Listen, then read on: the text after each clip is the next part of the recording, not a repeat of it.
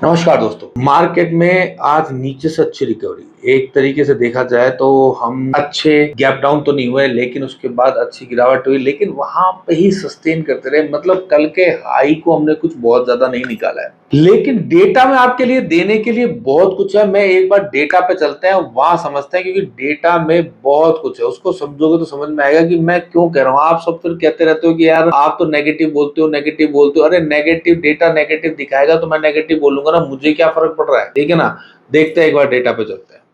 अगर मैं सिंपल सी बात कर रहा हूं, निफ्टी ने अभी जो हमारा रेजिस्टेंस है वो है, ठीक है।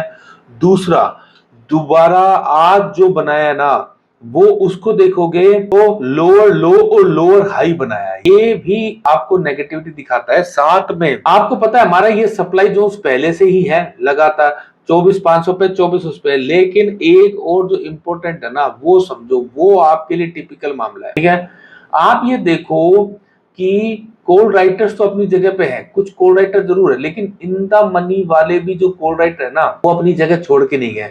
इसको है ना, एक बार बैंक निफ्टी में देखते हैं तो आपको ज्यादा शॉकिंग लगेगा। निफ्टी उतना शॉकिंग नहीं लग रहा है जितना बैंक निफ्टी शॉकिंग लग रहा है।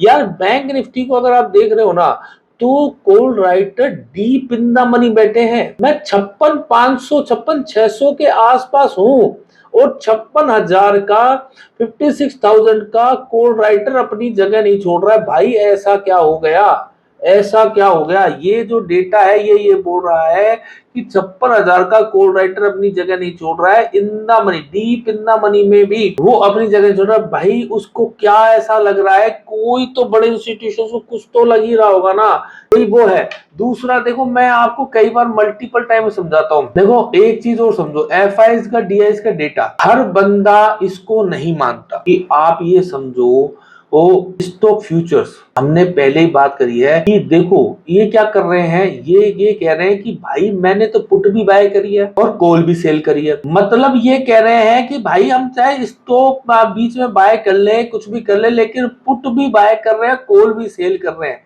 यार ये फुल्ली नेगेटिव बैठे हैं। भाई इंडेक्स में तो ये नेगेटिव है ही है।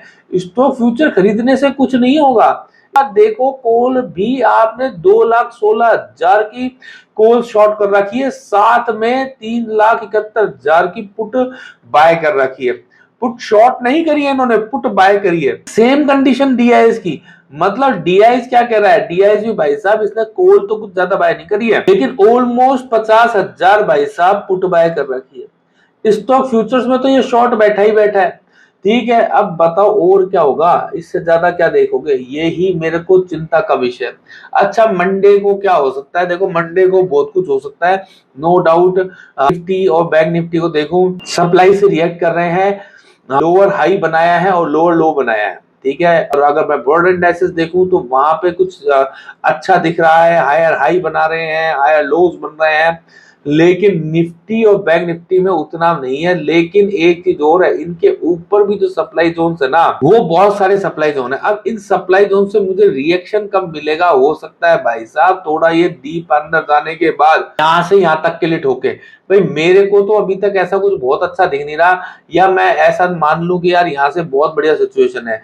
मेरे लिए तो भैया सौ सिचुएशन है मार्केट में। तो तेजी वाले सौदे हैं वो तेजी ला सकते हैं, मंदी वाले सौदे मंदी ला सकते हैं। मैं तो भैया दोनों ही सौदों के पक्ष में नहीं हूं इस समय।